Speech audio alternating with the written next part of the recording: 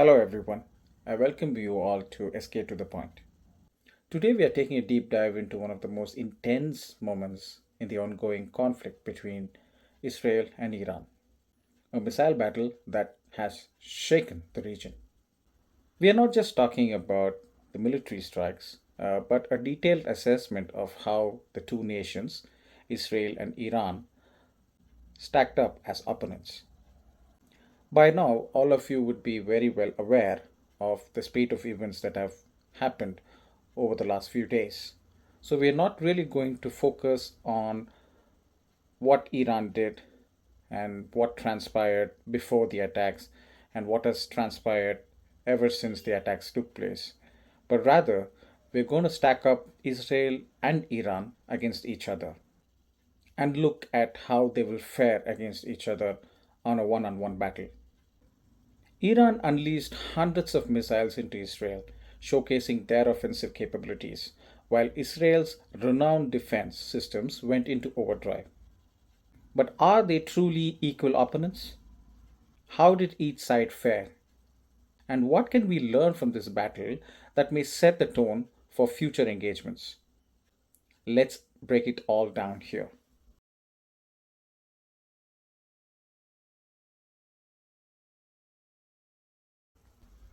Let's first look at Iran's missile offensive.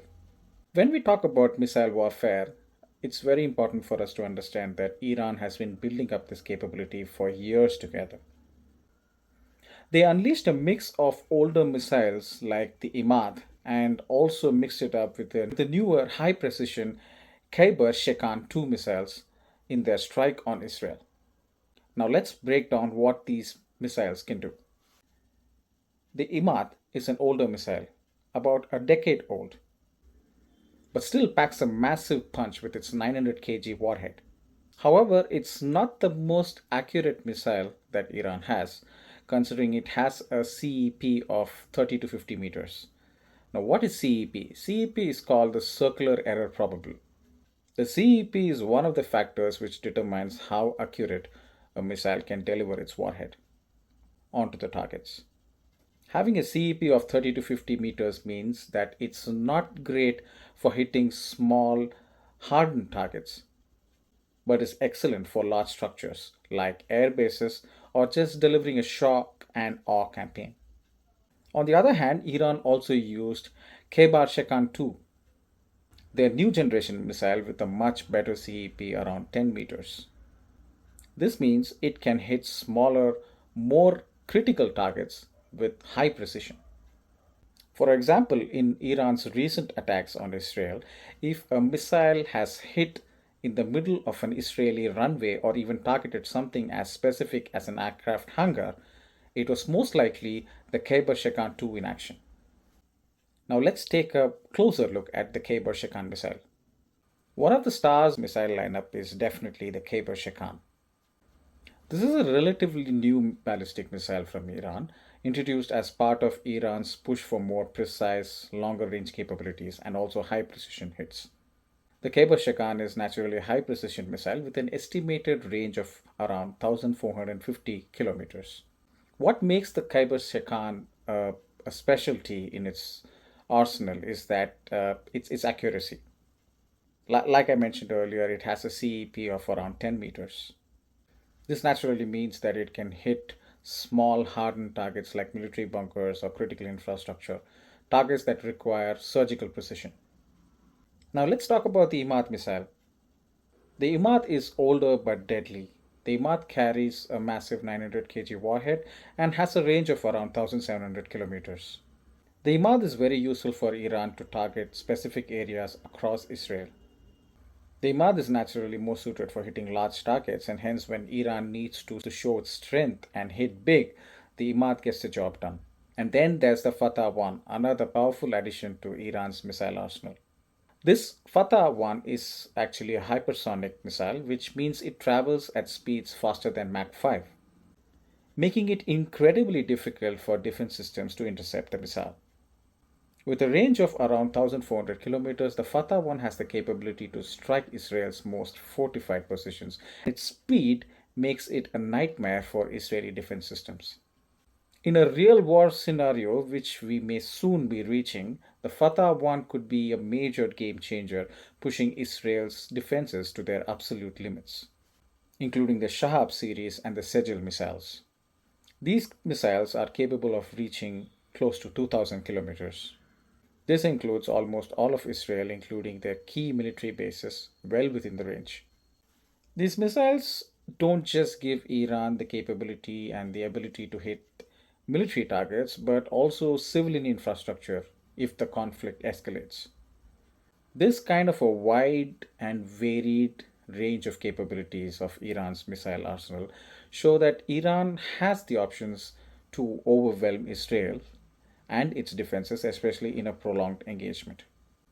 Now, let us take a look at the Israel's defense systems. If Iran was trying to show off its missile capabilities, Israel was showing off its world class missile defense systems. Israel relies on a layered defense system to protect itself from missile strikes, and it was really put to test in this battle. Now, what are these layers in Israel's defense system? So, now let's take a closer look at that. First up, there's this world famous Iron Dome.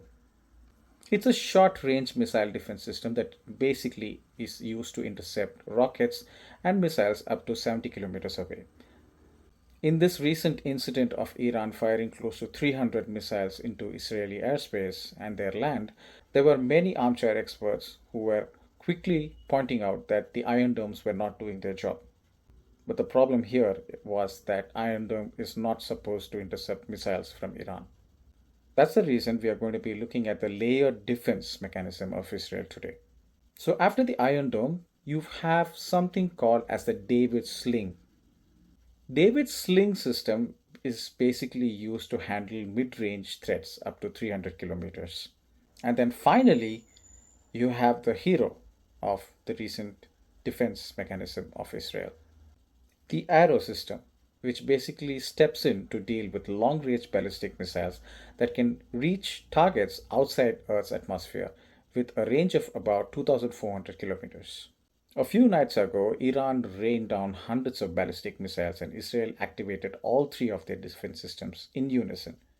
The fact that these systems work together so seamlessly is nothing short of a miracle. The fact remains that many of the incoming missiles from Iran were indeed intercepted by the Israel defense systems.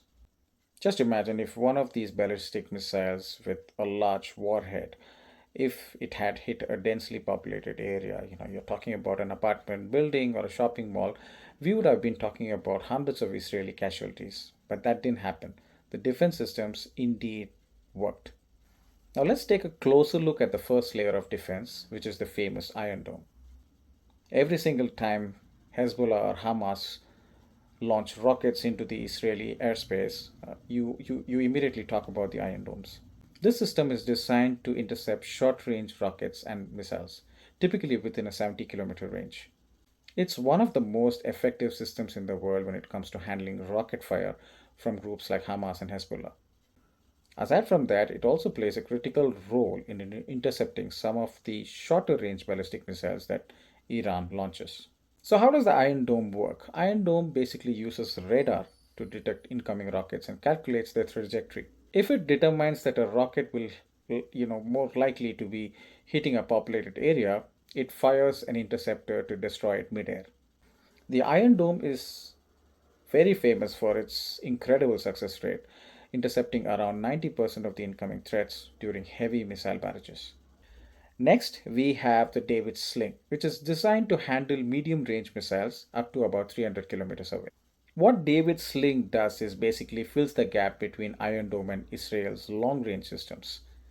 It is a more recent addition to Israel's defense, but it's vital for defending against mid range ballistic missiles like the Imad and even the Kheibar Shekan, if fired from closer Iranian positions. David Sling is designed to be versatile, meaning it can handle a wide range of missile types, from cruise missile to mid range ballistic missiles. This system has really showed its value in recent battles when it intercepted several of Iran's more advanced missiles.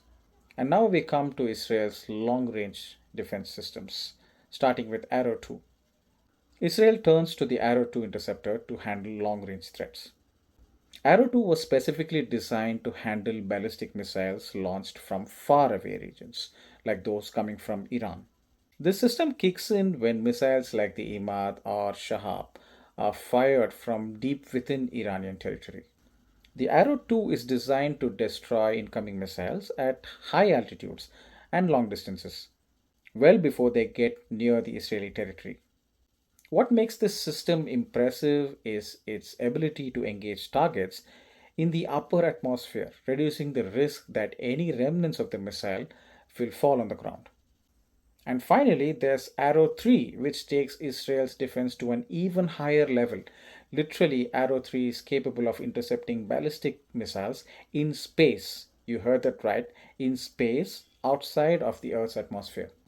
Hence, Arrow 3 is often used with this term called the exo-atmospheric interception. It basically intercepts ballistic missiles during the space flight portion of the trajectory, including the ICBMs carrying nuclear, chemical, biological, or conventional warheads. The Arrow 3 has divert motor capability, which is basically its kill vehicle can switch directions dramatically, allowing it to pivot to see approaching satellites. Now, this Arrow 3 was built with just one thing in mind by Israel: Iran's potential nuclear threat. If Iran ever launched a missile with a nuclear warhead, Arrow 3 would be first and best line of defense. This system basically has a range of around 2,400 kilometers, which covers virtually any missile that Iran could throw at Israel. In recent conflicts, Arrow 3 has been tested and activated, showing just how crucial it is for Israel's national defense strategy. And a few days ago, it was the Arrow 3 defense mechanism that saved Israel a lot of heat. In such kind of battles, you may be prepared very well, but I think luck also plays a bit here and there. I wouldn't say it's a big factor or a major factor, but luck does play a part. Even with all these advanced systems, not every missile was intercepted by the Israeli defense. Some of the missiles from Iran did get through, and this is where things get even more fascinating. Despite the fact that some missiles landed in Israel, they didn't hit critical targets. Instead, they landed in empty spaces. It could be sand, it could be water, it could be areas where no one was hurt. Now, if you know anything about Israel, you would also know that it's a very, very tiny country. So, how did these missiles land in empty spaces? This is where some of them are calling it a miracle or the luck factor. There was this very, very interesting social media post that was put out by a friend who was in Israel when Iran launched its ballistic missiles. Now, this person who was stuck in Israel is a senior executive at Microsoft. He sent a message saying that missiles were landing all around him, but none of them hit his house or any other houses nearby. It is a mind boggling thought, missiles raining down, yet causing very minimal damage.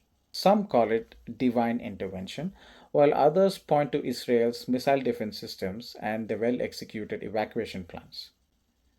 Either way, it's remarkable that a barrage of missiles like this didn't cause more destruction.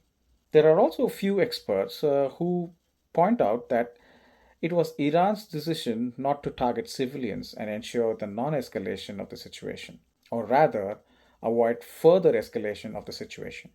I think it's more of a warning shot that Iran has fired, given that Iran very well knows the ramification if there were large loss of lives, especially with Iran being a nuclear power.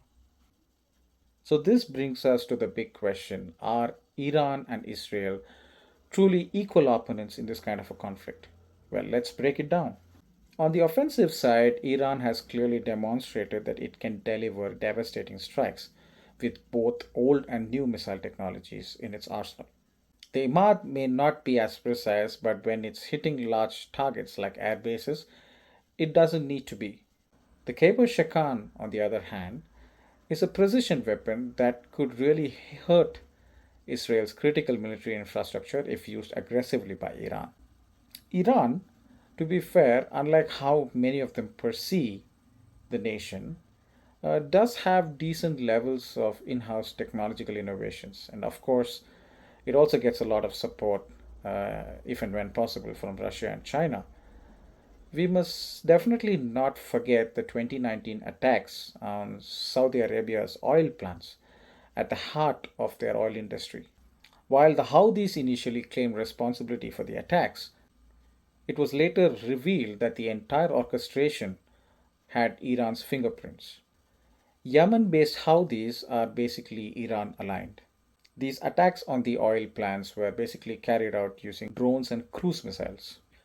Saudi Arabia had intercepted around 280 missiles and 250 plus UAVs or drones during this time, and they had proofs to show that these were IRGC type of weaponry that Houthis used.